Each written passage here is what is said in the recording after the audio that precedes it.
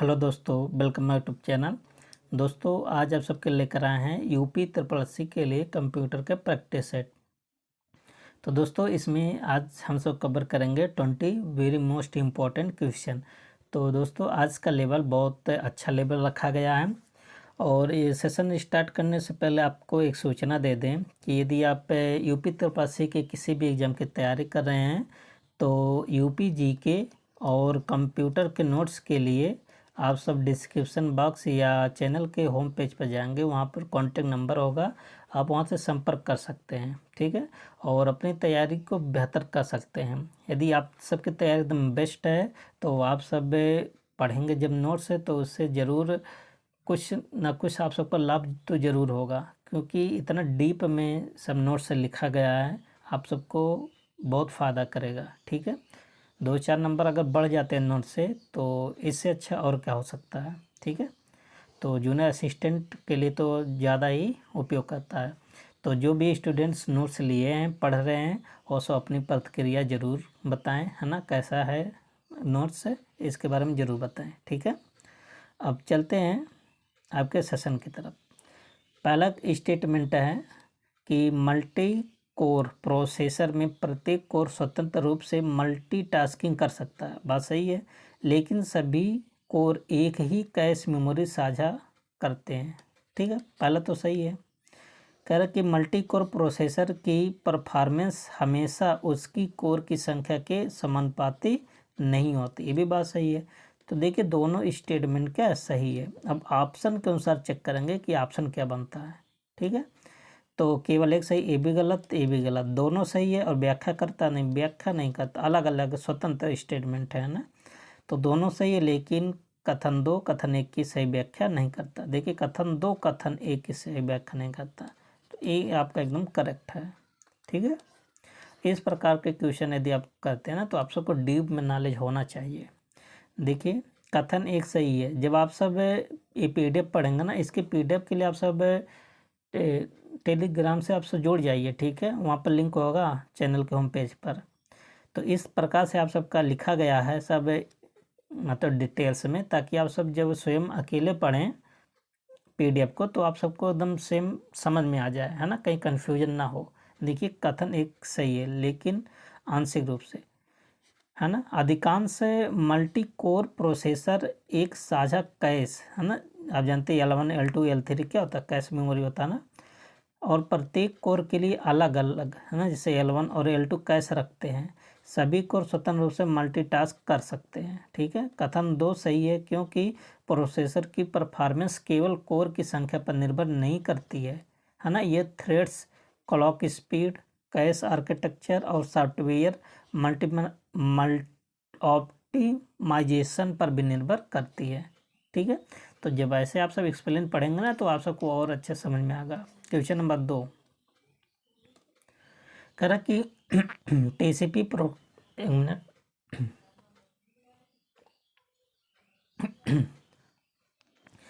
कह रहा कि TCP प्रोटोकॉल ट्रांसमिशन के दौरान त्रुटि जांच और पुनः ट्रांसमिशन की सुविधा देता है। ठीक है, बिल्कुल बात सही है। कह रहा कि UDP प्रोटोकॉल में हेडर छोटा होता है।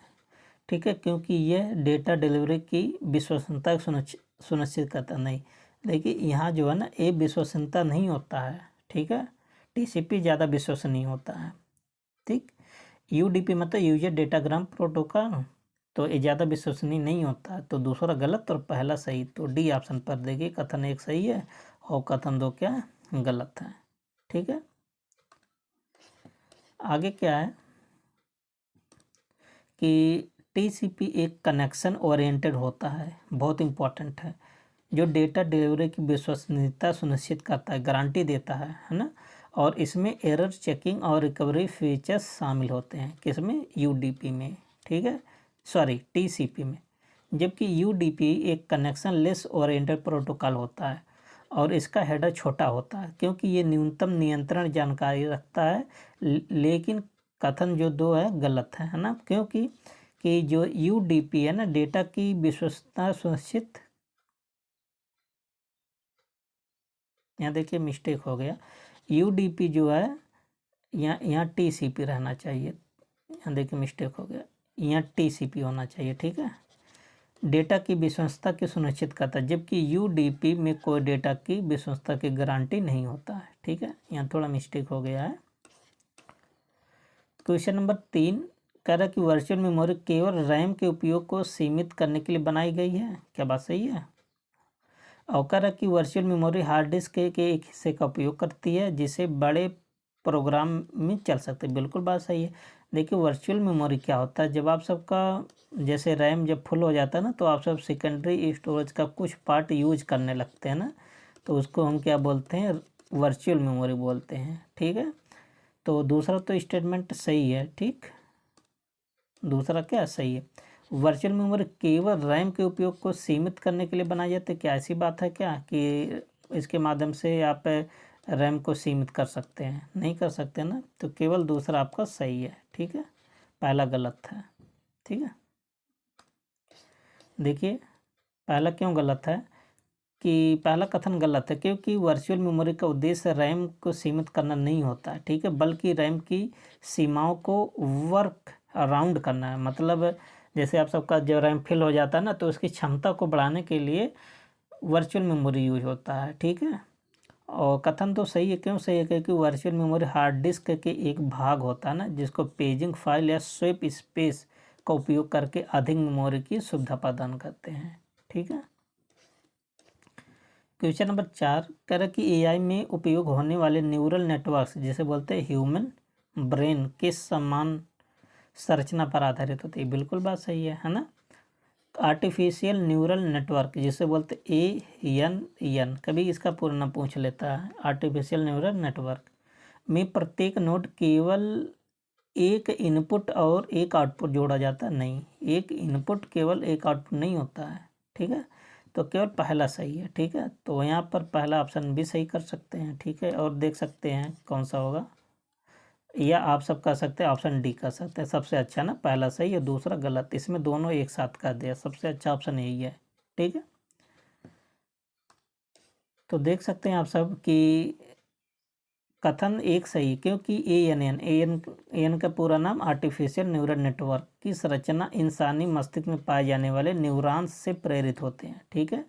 दूसरा कथन गलत है क्योंकि ANN में प्रत्येक नोड्स कह सकते हैं जिसको न्यूरॉन्स कई इनपुट्स और आउटपुट से जोड़ा जा सकता है, जिससे यह मल्टी लेयर्ड और कॉम्प्लेक्स गणनाएं कर सकता है, ठीक। अब जायज़ बात है, इतना अगर आप आर्टिफिशियल बना रहे हैं तो इतना थोड़ी ना बनाएंगे कि एक इनपुट हो एक आउटपुट हो, तो थोड़ी ना मल्टी होगा, मल्टीपर्पज़, ठीक है। कह रहा कि रिलेशनल डेटाबेस में नॉर्मलाइजेशन का उद्देश्य डेटा की पुनरावृत्ति को बढ़ाना और डेटा एक्सेस को धीमा करना होता है, क्या बात सही है। कह रहा कि नॉर्मलाइजेशन प्रक्रिया में डेटा को छोटे अधिक विशेषकृत टेबल्स में विभाजित किया जाता है, ये तो बात सही है, ठीक है। और दूसरा क्या हो जाएगा, मिस्टेक, मतलब दूसरा गलत है। यहाँ देखिए क्या है, दूसरा डेटा की एक्सेस को धीमा करना इसका उद्देश्य थोड़ी नहीं होता है, ठीक है। तो दूसरा आपका स्टेटमेंट सही है और पहला स्टेटमेंट क्या गलत है।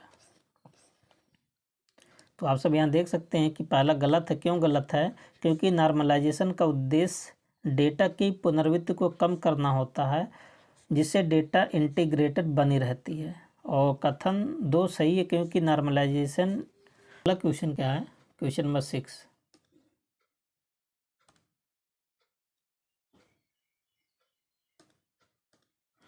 कह रहा कि डेडलॉक तभी होता है जब 2 या 2 से अधिक प्रक्रियाएं एक दूसरे के संसाधनों की प्रतीक्षा करती हैं, ठीक है, बात सही है। कह रहा कि डेडलॉक से निपटने के लिए ऑपरेटिंग सिस्टम में बैंकस एल्गोरिथम में सबसे तेज और प्राथमिक समाधान है, ठीक है। तो पहला तो सही है, लेकिन देखिए डेडलॉक से निपटने के लिए बैंकस एल्गोरिथम का प्रयोग होता है, बात तो सही है, लेकिन सबसे तेज और प्राथमिक है ये हम नहीं कह सकते हैं, ठीक है। तो कौन सा ऑप्शन होगा, तो यहाँ पर देख सकते हैं, तो ऑप्शन आपका हो जाएगा पहला सही था और दूसरा कथन गलत था, ठीक। क्यों गलत है, क्योंकि डेडलॉक्स वास्तव में तब होता है जब ऐसे प्रोसेस किसी ऐसे संसाधन की प्रतीक्षा करती है जो कि किसी अन्य प्रोसेस के पास पहले से है, जिससे चक्र बन जाता है ना, जिसको बोलते हैं सर्कुलर वेटिंग। हालांकि जो बैंकर्स एल्गोरिथम एक परिष्कृत समाधान है, लेकिन इसके सबसे तेज और प्राथमिक नहीं माना जाता है, ठीक है, क्योंकि ये व्यवहार में कई बार जटिल होता है और सभी ओएस मतलब ऑपरेटिंग सिस्टम लागू भी नहीं करते हैं, ठीक है। क्वेश्चन नंबर 7 कह रहा है कि एक्सेल में एक जो होता ना, एक किसका सिंबल होता है, एब्सोल्यूट का, एक रिलेटिव सेल रेफरेंस होता नहीं, एक गलत है, रिलेटिव नहीं होता, कि कौन सा सेल रेफरेंस होता है, एब्सोल्यूट, ठीक है। कह रहा कि एब्सोल्यूट रेफरेंसिंग का उपयोग तब किया जाता है जब हमें सूत्रों में किसी विशेष सेल को स्थिर बनाए रखना होता है, बात सही है, ठीक है। तो जब हम किसी को स्टेबल बनाने के लिए करते हैं इसका एब्सोल्यूट रेफरेंस का, तो पहला गलत और दूसरा सही है, केवल 2 सही है, ठीक है। तो ई ऑप्शन कर सकते हैं। तो यहाँ पर देख सकते हैं, यहाँ से क्वेश्चन पूछा भी जाता है कि एक ये जो डॉलर ऐसे लगा रहता है ना, इसको बोलते हैं एब्सोल्यूट सेल रेफरेंस, जो कि कॉपी करें आप चाहे मूव करें ये नहीं बदलता है, ठीक है। जबकि रिलेशनल जो रेफरेंसिंग में सेल पता बदल जाते हैं, जैसे A1 है ना, ऐसे जब सिंपल लिखा जाएगा तो इसे बोलते हैं रिलेशनल रेफरेंसिंग, ठीक है। क्वेश्चन नंबर 8 क्या है, कह रहा है कि SQL में डिलीट कमांड पूरे टेबल को हटाता है, जबकि ट्रंकेट केवल टेबल की स्कीमा को संरक्षित रखते हुए डेटा हटाता है। बिल्कुल बात सही है। तो पहले इंपॉर्टेंट है, देखिए क्वेश्चन इंपॉर्टेंट है। अगला स्टेटमेंट क्या है, कह रहा है कि ट्रंकेट DDL कमांड है, जबकि डिलीट DML कमांड है। तो देखिए यहाँ पर दोनों बात सही है, ठीक है। और यहाँ भी देखिए ट्रंकेट आया, वहाँ भी ट्रंकेट आया था, तो एक दूसरे का एक्सप्लेन भी करता है, तो ऑप्शन क्या बन जाएगा, सी बन जाएगा, ठीक है। तो देख सकते हैं कि कथन 1 में डिलीट टेबल्स का डेटा हटाता है लेकिन टेबल की नहीं, और ट्रंकेट में केवल डेटा हटाता है लेकिन ज़्यादा तेज़ी से और बिना लॉगिंग के। कथन 2 सही है, क्योंकि डिलीट एक DML मतलब डेटा मैनिपुलेशन लैंग्वेज कमांड है, जबकि ट्रंकेट को DDL मतलब डेटा डिफिनीशन लैंग्वेज के अंतर्गत माना जाता है। ट्रंकेट तेज होता है लेकिन UNDO अंडो नहीं किया जा सकता, ठीक है।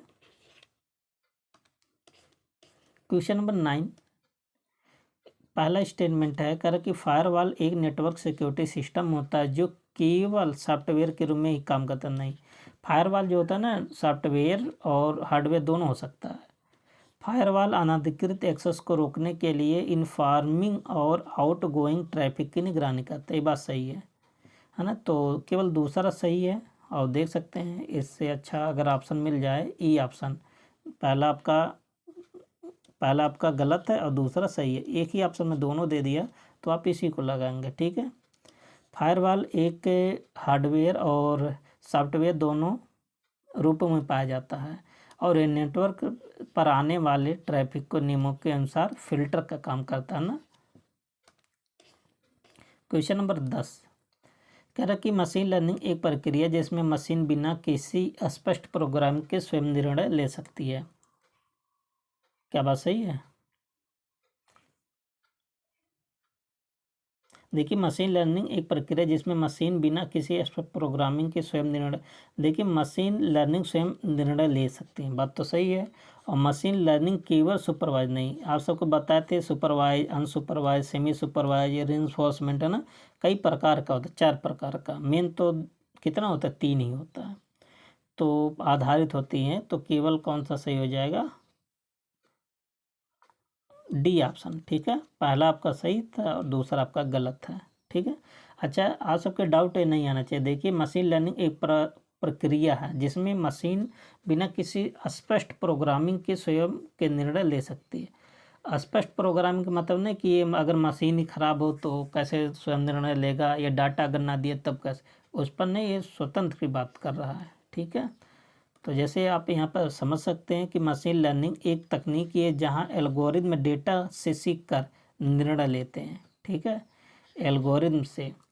हालांकि ये केवल सुपरवाइज लर्निंग तक सीमित नहीं है, इसके पार्ट है कौन कौन से, supervise, unsupervise, reinforcement, semi supervise.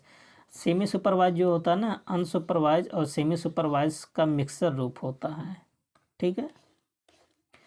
Question number 11, OSI model में प्रत्येक लेयर स्वतंत्र होती हैं और अन्य लेयर की प्रक्रिया पूर्णतः अनभिज्ञ होती है। बिल्कुल बात सही है। देखिए OSI मॉडल की आप सबको बताए हैं एकदम पूरा डिटेल में, 7 लेयर होती हैं। ठीक है, तो एक दूसरे से स्वतंत्र होती हैं। बिल्कुल बात सही है पहला स्टेटमेंट। आप सब प्लेलिस्ट में जाकर आप सब स्पष्ट रूप से पढ़ सकते हैं इसको। ठीक है। OSI मॉडल की ट्रांसपोर्ट लेयर डेटा को सेगमेंट में विभाजित कर विश्वसनीय संचार सुनिश्चित करता है। क्या बात सही है? देखिए पहला तो सही है। क्या OSI मॉडल की जो लेयर होती है ना, क्या ट्रांसपोर्ट लेयर डेटा को सेगमेंट में क्या विश्वसनीय बनाता है ना? तो इसका जो करेक्ट ऑप्शन हो जाएगा ना, पहला आपका तो सही है और दूसरा भी सही है, लेकिन क्या एक दूसरे का क्या एक्सप्लेन कर रहा है?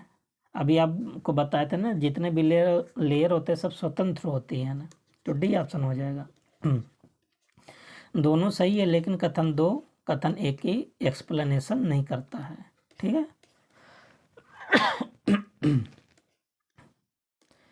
देखिए OSI मॉडल में लेयर सिद्धांत स्वतंत्र होती है, लेकिन व्यवहार में वे इंटरफेस के माध्यम से जुड़े होते हैं, इसलिए पूरी तरह अनभिज्ञ नहीं होती हैं। ठीक है। ट्रांसपोर्ट लेयर डेटा को सेगमेंट में बांटती है और TCP जैसे प्रोटोकॉल से विश्वसनीय डिलीवरी सुनिश्चित करती है। ठीक है। क्वेश्चन नंबर 12 क्या है? कह रहा है कि सिमेट्रिक एन्क्रिप्शन में एक ही कुंजी डेटा को इनक्रिप्ट और डिक्रिप्ट करने के लिए उपयोग होती है। ठीक है, एक को बताना सही कि गलत। कह रहा कि एसिमेट्रिक एन्क्रिप्शन सिमेट्रिक की तुलना में तेज होती है और बड़ी मात्रा में डेटा को जल्दी से संग्रहित करती है।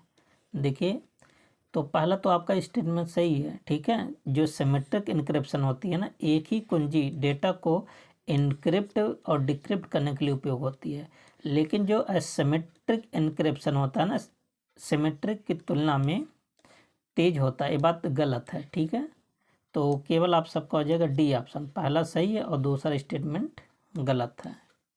ठीक है।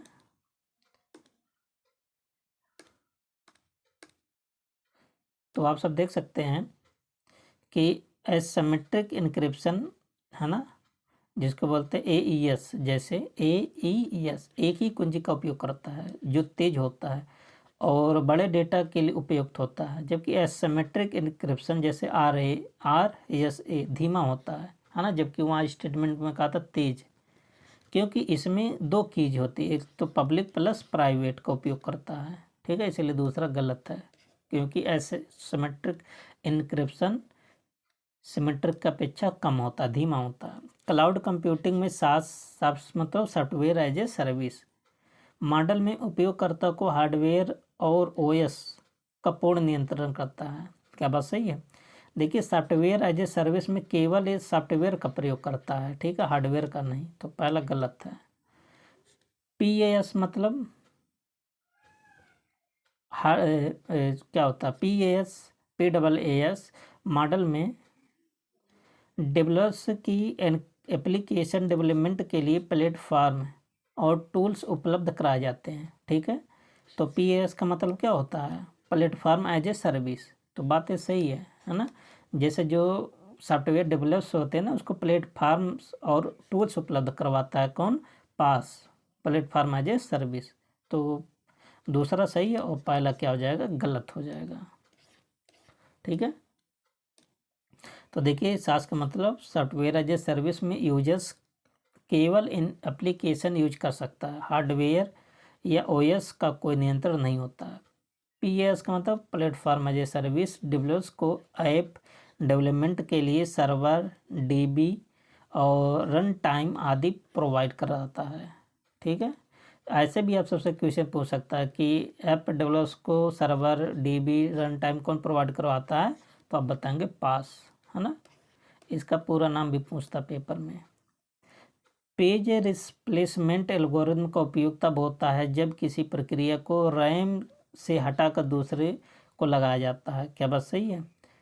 कह रहा कि ये तो बात एकदम सही है, ठीक है, तो पहला सही है। LRU मतलब लीस्ट रेसेंट यूज्ड एल्गोरिथम में उस पेज को हटाता है जिसमें सबसे कम एक्सेस होता है। नहीं, ये गलत था। तो पहला सही है और दूसरा यहाँ पर भी क्या हो जाएगा, गलत हो जाएगा, ठीक है। तो देख सकते हैं कि पहला सही है, क्यों? क्योंकि रैम में जगह नहीं होती है, तो पेज रिप्लेसमेंट एल्गोरिथम तय करता है ना कि कौन सा पेज हटाना है। और दूसरा गलत है, क्यों गलत है? क्योंकि LRU सबसे पहले नहीं बल्कि सबसे हाल में उपयोग ना किए गए पेज को हटाता है, ना कि जिसे कम एक्सेस किया गया हो, है ना। मतलब जिसको रिसेंट में यूज किया गया ना उसको LRU हटाता, क्योंकि इसका जो पूरा नाम होता है LRU का, क्या बताते हैं यहाँ पर देखिए, लीस्ट रिसेंट यूज्ड, ठीक है।